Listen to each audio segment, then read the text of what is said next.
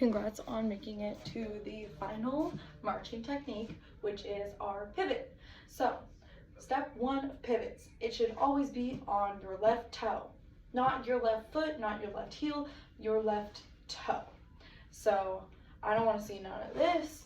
I don't want to see any of this. I should see this. Okay? So, that is our pivot. It will always be on our left. When we pivot, whether it's right or left, our right knee will come up so that it's ready to go back down and take our first step in the new direction. So let's start with our left pivot. We're gonna place our left toe down. We're gonna pivot towards our left. Our right knee will come up, and then we can start marching in this new direction. So in action, it's gonna look like this. Okay.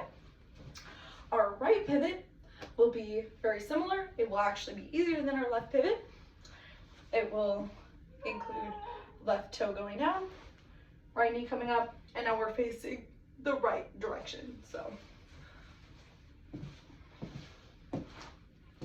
that's what it's gonna look like. Our reverse will, be thinking the same thing. Right, reverse, both start with an R. We are going to turn over our right shoulder, just like we would for a right pivot, except we are gonna keep going all the way 180 degrees. It's gonna look like this. Now we're going in this direction. So, when do we pivot? In drill, if we're going from one dot to another, and there is no break in between those two dots, we are going to have to pivot in order to face the new direction of our second dot. So, for example, let's say I have 4 counts to get from here to here.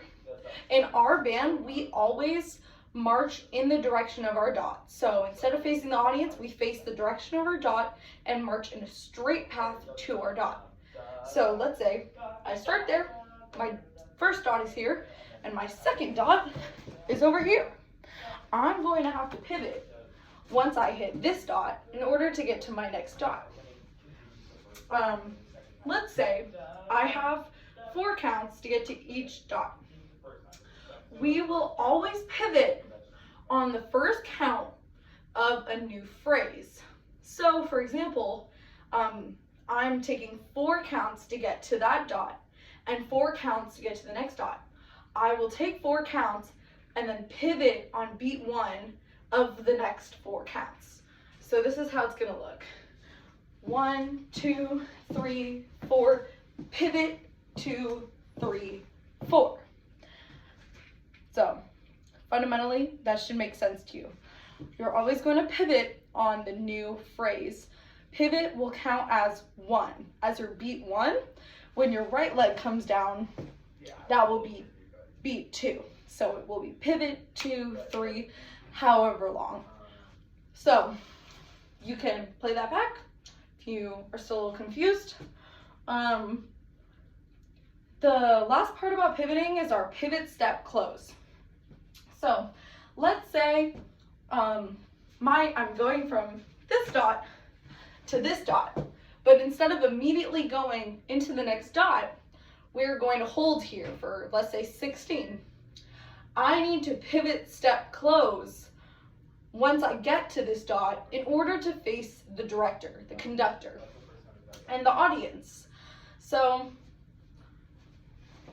if I'm facing this way and you are my audience, I need to end facing you. So what we do is pivot step close.